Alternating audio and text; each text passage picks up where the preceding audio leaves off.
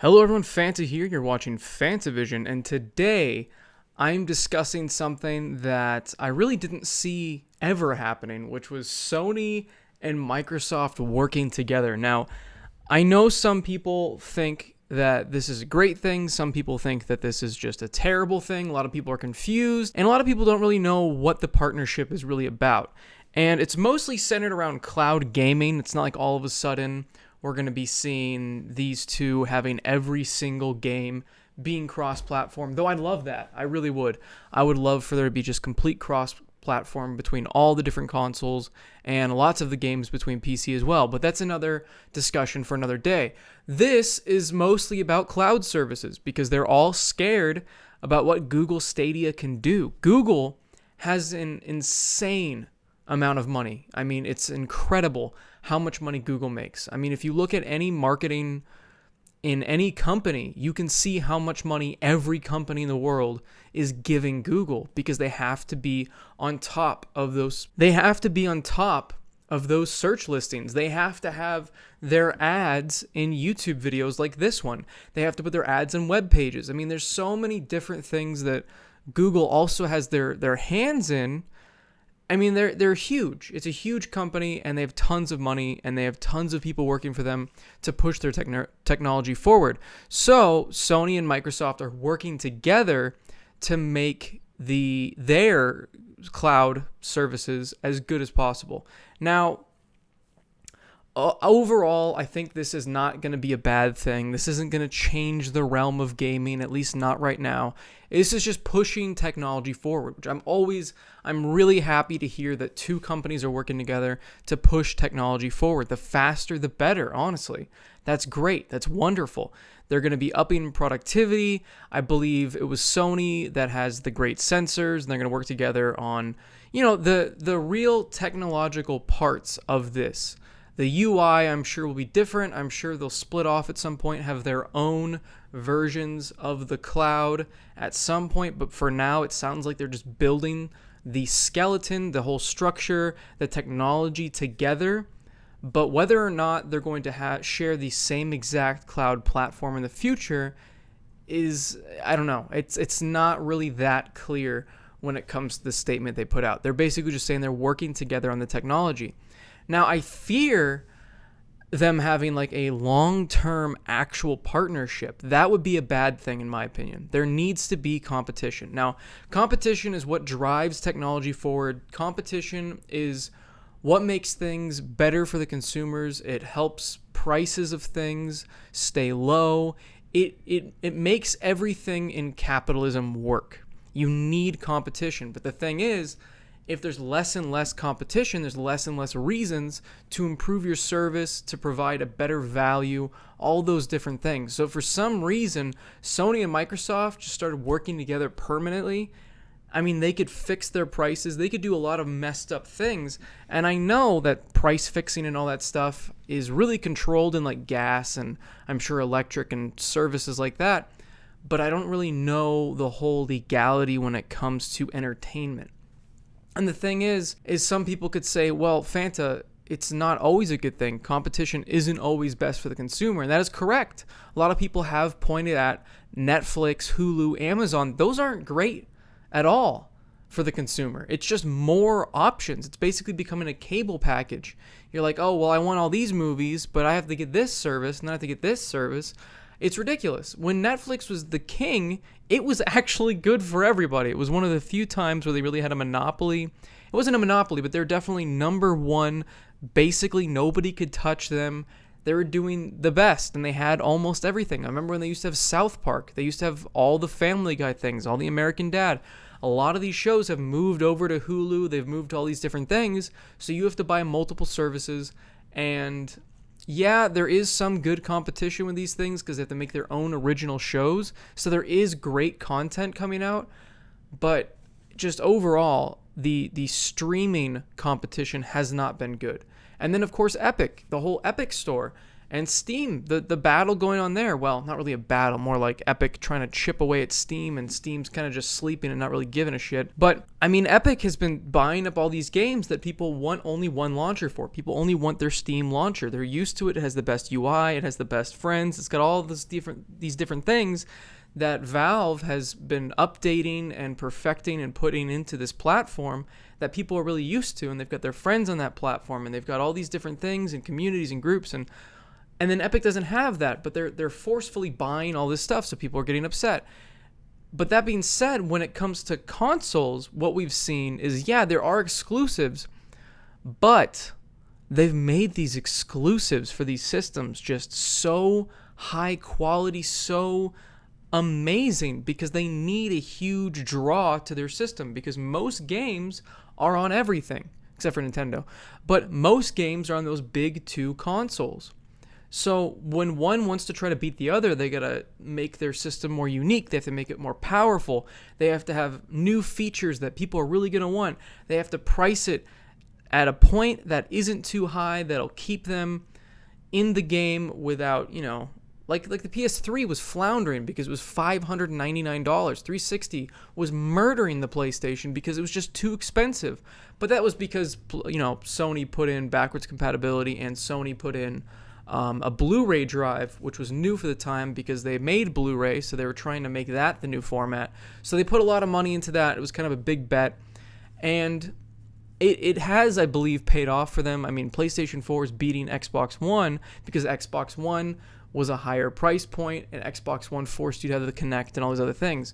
So they really do learn new things, and they really do have to improve things with real competition. I mean, Nintendo does compete with the three.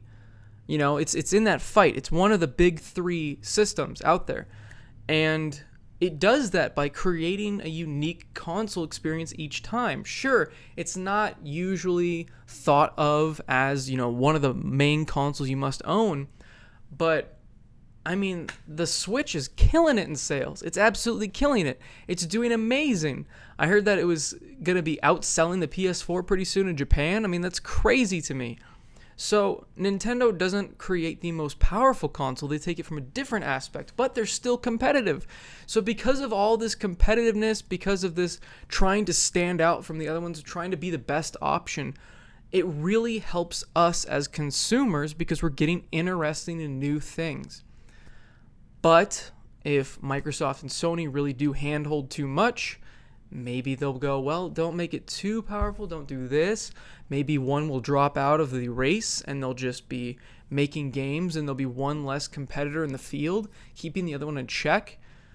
I don't know, it's a really unfortunate thing, especially because a lot of people, and Nintendo has kind of hinted at, I know it was kind of overblown a little bit, but Nintendo kind of hinted that they might drop out of the console race, but that doesn't make sense because the Switch is just selling so incredibly well. I don't get the mindset of that at all. I feel like they're winning with the Switch right now. They're absolutely killing it. So would it be cool for another company to even join the battle of these three? Definitely. But it'd have to be a real company that is actually putting in the effort to make a unique system that delivers a wonderful experience to the players, gives it a real reason.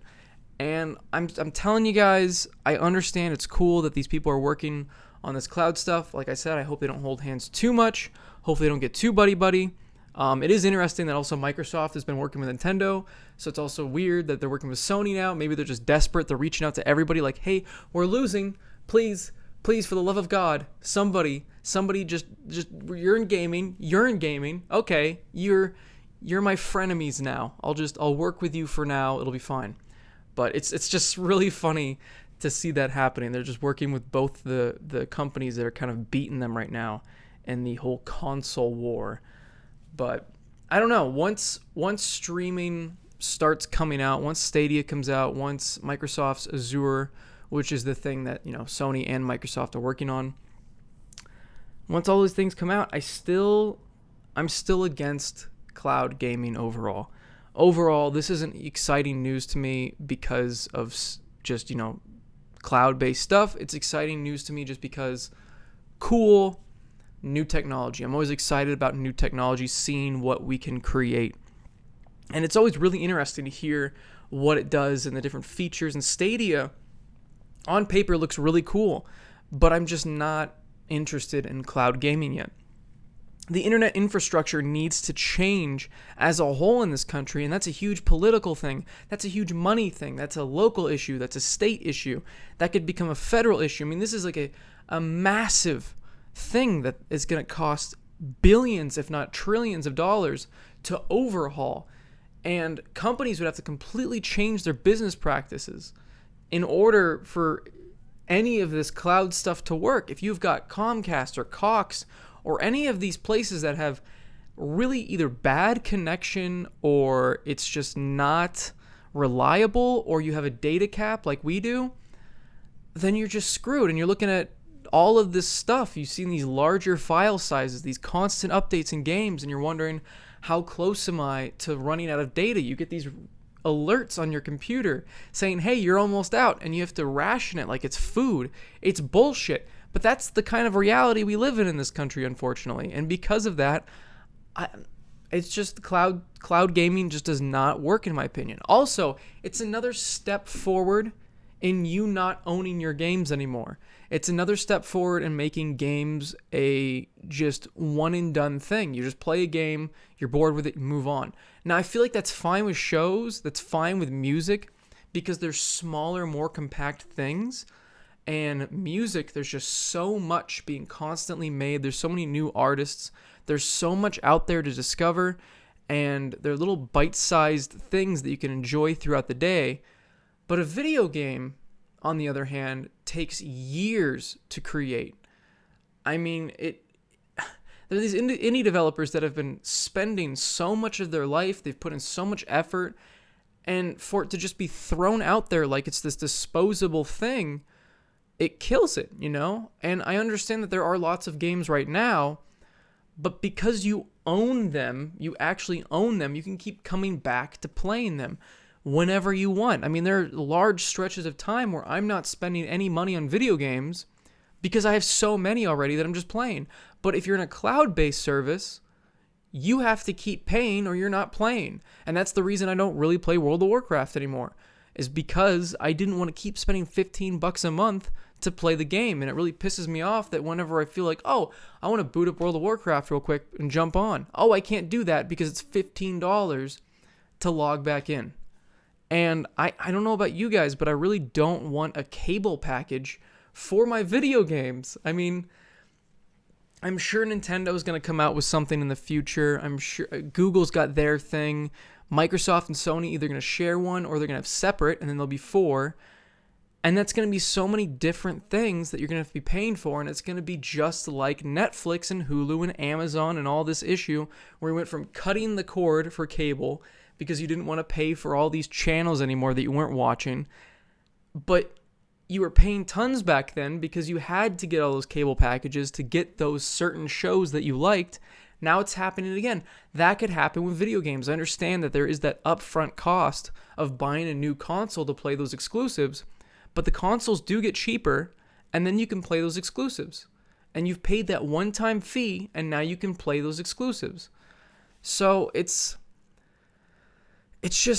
really interesting to think about what a future would be like when it's all cloud-based. Because I feel like, unfortunately, it will be that way. That's where all technology is going. All technology is going towards you owning less things and just paying more monthly things. And I don't know about you guys, but I don't like monthly payments in general.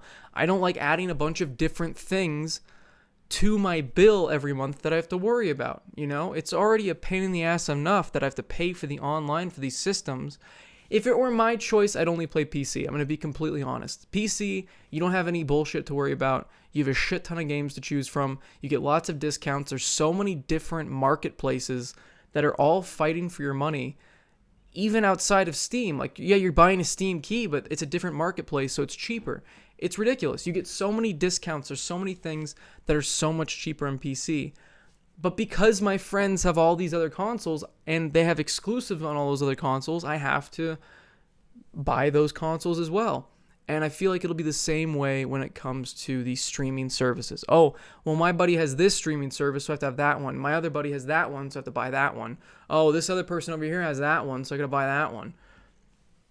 I don't know. It's going to be a convoluted mess in the future of all of these different packages that we're going to have to choose from. And like I said, I'm excited to see where technology takes us, but I'm not excited for what the technology itself is. It'll be cool to see the capability of it, but I'm not looking forward to it replacing what we have now. If it's an option, that's fine, but once we start losing options, we've already seen that we don't get any deduction of price when it comes to digital games. If you look on the Xbox Live Marketplace, PlayStation Marketplace, brand new games that aren't out yet are $60.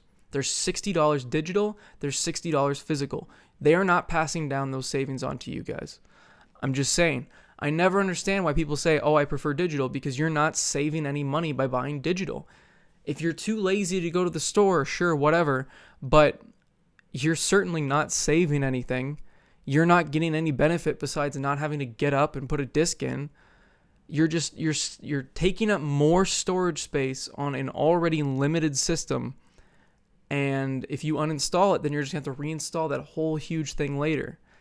I don't know. It just seems like the farther we get from owning these things and the more control these companies have over them, the worse it's going to get for everybody. That's my worry.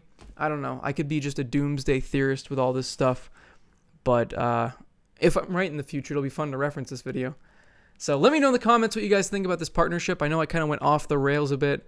I talked about the technology itself. I talked about competition. I talked about capitalism. I talked about a lot of different things today. But let me know what you think about this news. And, of course, have a fantastic day. See you guys.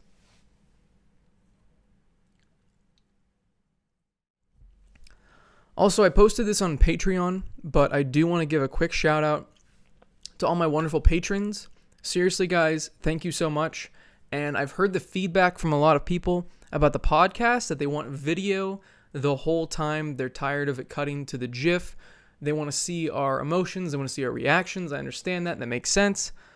I watch it in other podcasts, and it's very enjoyable to watch that, even if I'm just occasionally glancing. It's nice to see facial expressions and body language and all that sort of thing in the podcast. So I did buy a bunch of new batteries. I bought 2 new batteries with like a speed charger. I bought a new SD card. So it's going to be full video now from now on. So no worries, guys. It'll be a bit more of a pain in the ass on my end with editing. It was nice to just kind of drag and drop a little GIF and have it repeat. But I completely understand why you guys want full video the whole time. And before, it was just because we couldn't, because I just only have 1 battery. But, I mean, you guys have been really generous on Patreon lately, so I've been able to just go all out and buy a bunch of batteries and buy SD cards and stuff. So thank you so much to all my wonderful patrons.